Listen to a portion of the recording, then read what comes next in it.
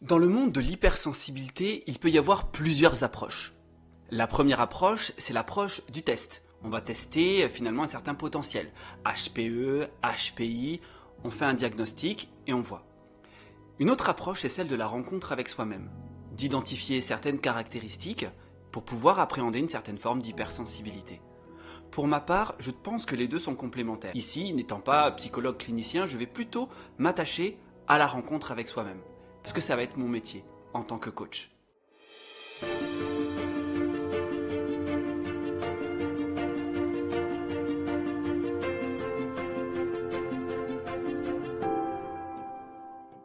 Salut les héros et les héroïnes, j'espère que vous êtes en forme aujourd'hui, que la force est avec vous, parce qu'on va découvrir mon modèle spécifique pour appréhender l'hypersensibilité. Je suis Lishan, formateur et coach, hypersensible, passionné de l'humain, et nous avançons ici dans cette première vidéo sur un modèle d'hypersensibilité. Ce modèle, c'est le mien. C'est celui que j'utilise, qui est issu de mes formations et de mes accompagnements dans le monde de l'hypersensibilité.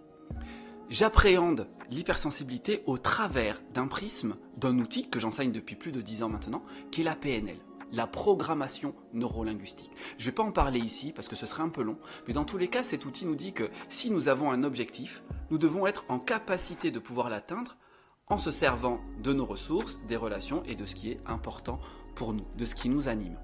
Dans cet outil, on nous parle de 4 choses. 1. La façon dont on prend l'information. 2. La façon dont on traite l'information. 3. Comment nous ressentons tout cela. Et 4. Ensuite, comment on va se comporter dans notre environnement. Pour travailler sur l'hypersensibilité, aujourd'hui, je vais te donner ma grille de lecture qui va te permettre d'appréhender tous ces éléments, tous ces niveaux, prise d'information, traitement d'information, ressenti et comportement. Et je vais te donner des astuces, des tips, si jamais tu ressens de la difficulté à l'intérieur de ces catégories. Dans mon modèle, il va y avoir 6 catégories. Tu es prêt ? Allez, c'est parti. En 1, je prends l'information, ça va être le travail sur les sens. On appelle ça l'hypersensorialité, l'hyperesthésie. Ça peut être un de tes sens qui est très développé. Ta vue, ton ouïe. Par exemple, j'ai un ami, ça va être l'ouïe. Il fait très attention à se mettre dans des lieux, dans des endroits, dans des environnements qui vont être propices à un certain calme auditif. Pour ma part, là où je suis le plus affecté, ça va être dans ma kinesthésie, dans mon ressenti corporel. Je suis très sensible à cette dimension tactile. Je ne suis pas quelqu'un de très tactile, d'accord ? J'aime pas trop qu'on me touche, sauf quand je suis en sécurité avec les gens, que je me sens bien avec eux. Et je suis très sensible aux ambiances. J'arrive dans un groupe, très vite, je sens là ce qui se passe, je le ressens dans mon corps. Et donc ça peut être en lien avec votre vue, vous pouvez être très sensible à la lumière, ou très sensible à certaines choses. Et puis avoir aussi votre odorat et votre goût, peu importe. Dans tous les cas, si à un moment donné vous ressentez une certaine difficulté dans cette sensorialité, pas grand chose à faire, protégez-vous. D'accord ? Si c'est le son, mettez des boules qui est ou trouvez un endroit calme. Si c'est dans votre dimension tactile, comme moi, eh bien, je ne vais pas dans le centre-ville de Toulouse, par exemple, le samedi. Je ne fais jamais mes courses dans les grandes surfaces le samedi, par exemple. Et si je vais à une soirée et qu'à un moment donné, je sens qu'il y a une ambiance qui ne me convient pas, non pas qu'elle ne soit pas bonne, mais qu'elle ne me convienne pas à moi, eh bien, je m'en vais, sans problème. Je dis aux gens, écoutez, là, je vais y aller, c'était super, merci. Et finalement, un autre exemple aussi, c'est qu'il y a quelques temps, j'étais à une soirée. Et dans cette soirée, il y avait quelqu'un qui était hyper excité. Il était en mode, ouais, c'est la fête et tout, c'est génial. Et puis il arrive derrière moi pour faire la chenille. Sauf que moi, en fait, tu viens pas derrière moi pour faire la chenille. Donc je lui ai dit, non, non, non, c'est bon. J'ai pas subi le moment. Vous voyez ? Donc en fait, ce qui va être important, c'est de se protéger pour pas subir. Ensuite, nous allons aller sur le traitement de l'information. Là, nous avons vu la prise d'information avec l'hyperesthésie, l'hypersensorialité.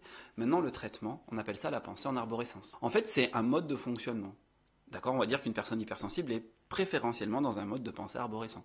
Il peut y avoir donc la pensée linéaire, une pensée qui amène une pensée et une autre et une autre.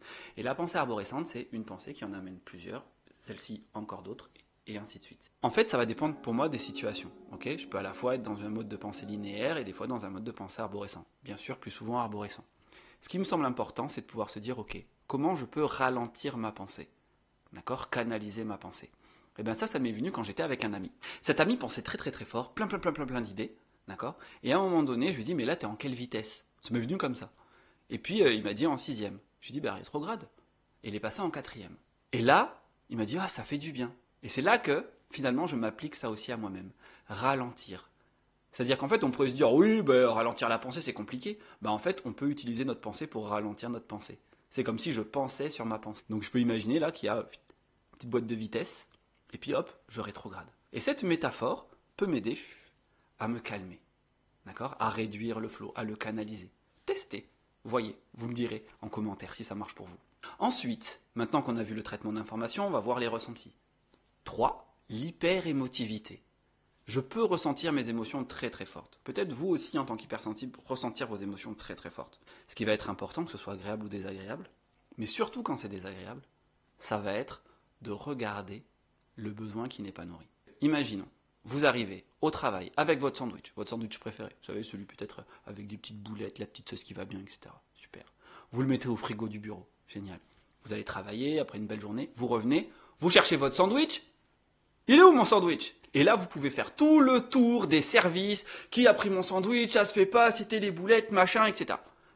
Ouais, mais là, vous avez faim. D'accord? Et le fait de trouver le coupable ou le responsable, est-ce que ça va finalement satisfaire votre faim? Non! Allez manger. Allez manger. Et puis après, vous pourrez faire la chasse à la personne qui vous a volé votre sandwich, une fois que vous aurez le ventre plein. Donc c'est pour ça qu'à un moment donné, si vous êtes en colère par rapport à quelqu'un ou triste, quel besoin n'a pas été nourri? Nourrissez-le et puis ensuite voyez. Pensez besoin, pensez pas fautif. 4. Hyper-empathie. On va toujours parler des ressentis, mais là des ressentis qui ne sont pas forcément les nôtres, les ressentis des autres. Parfois, il y a des personnes à côté de nous qui peuvent être tristes ou en colère ou qui ont peur, et nous, hop, par contagion émotionnelle, on va le ressentir aussi. Et même parfois, ce qui peut être fou, c'est que si une personne pleure, on va pleurer avec elle, alors qu'en fait, nous, on va bien. Et même des fois, si la personne s'empêche de pleurer, nous, on pleure pour elle. C'est pas ouf ça? Donc, dans ces cas-là, ce qui me semble important, c'est que vous puissiez vous questionner sur ce qui n'est pas nourri comme besoin quand c'est désagréable. Et si vous n'arrivez pas à trouver, peut-être vous posez la question suivante. À qui est-ce ce ressenti? Est-ce que c'est à moi? Parce que si c'est pas à vous, vous pouvez faire ce que j'appelle la métaphore du petit nuage. Vous prenez le petit nuage à l'intérieur de vous là, vous le sortez et vous le renvoyez à l'environnement. Vous le renvoyez à l'univers. C'est pas à moi, je le rends. On verra dans une autre vidéo qu'on peut en faire autre chose, mais pour l'instant déjà c'est déjà pas mal. Ça permet de faire le tri. 5. On bascule sur les comportements. Excitabilité. Là, c'est ce moment où je vis en mode curiosité totale. Je veux tout découvrir. La céramique, oh c'est génial. Oh, je vais faire mes propres boissons. Oh super. Oh là je vais faire de la peinture. Oh là je vais faire du tricot. Oh là je vais faire un nouveau sport. Ok, on se calme, on se détend. C'est chouette d'être curieux. Simplement, canalisons l'énergie. Si vous voulez découvrir plein d'activités, sélectionnez-en 1, 2, 3, 4, 5 peut-être. Mais surtout cadrez dans le temps. Si vous avez 3 activités qui vous font, que vous avez envie de découvrir, peut-être une demi-heure chacune, d'accord, par semaine. Pour une journée, c'est une activité, l'autre journée, c'est l'autre activité, ainsi de suite. Posez-les dans le temps, planifiez les choses. Ça vous permettra de pouvoir y aller avec plaisir, et puis ensuite passer à quelque chose d'autre parce que vous savez que vous allez y revenir. Et ensuite, il va y avoir 6e partie, toujours dans les comportements, mais là, on a trouvé le truc. Le truc qui nous fait kiffer, le truc qui nous fait vibrer, et là on est dans l'hyper-focalisation active. Je ne fais plus que ça. Je découvre la vidéo, je fais que de la vidéo. Je découvre les arts martiaux, je fais que des arts martiaux. Moi ce qui m'est arrivé il y a quelques années, j'ai découvert les feuilles de briques. Et là c'était feuilles de briques partout. Feuilles de briques le matin, le midi, le soir, des sambos, des petits chaussons, des nems. Je faisais que ça, on me dit, Hicham, arrête avec tes feuilles de briques là. Bon, je plaisante. Mais il peut y avoir cette notion où on est complètement obsédé par cette nouveauté. Pareil, on cadre. On cadre. Si à un moment donné vous êtes passionné de géologie d'un coup, ok, peut-être vous prenez 1 heure par jour pour la géologie, d'accord? Et vous en faites tous les jours. Mais dans tous les cas, pas que ça prenne 14 heures, quoi. Parce qu'il vous faut du temps pour tout le reste. Il vous faut le temps pour vos proches, il vous faut le temps pour votre administratif, pour vous reposer, pour vous ressourcer, pour vous amuser, pour travailler. Il vous faut du temps pour tout. Et plus c'est cadré, plus vous aurez plaisir à y revenir. Mais voilà, planifiez quand est-ce que vous allez y revenir. Dans tous les cas, j'espère que cette grille est claire pour vous. Hyperesthésie, pensée arborescente, hyper-émotivité, hyper-empathie, excitabilité et hyper-focalisation active. J'espère que ça va vous permettre de pouvoir finalement vous situer et vous aider quand vous avez des difficultés dans cette catégorie. Si ça vous a aidé, je vous invite à me mettre un gros pouce, à vous abonner si le contenu vous intéresse, parce qu'il y aura encore plus de contenu de la sorte à l'avenir. Je vais même faire une vidéo pour chaque partie pour bien détailler, pour vous aider à aller plus loin à l'intérieur de ça. Je vous remercie pour votre attention et pour votre écoute. Ce fut un réel plaisir de vous accompagner dans cette vidéo et je vous dis à très bientôt. Salut!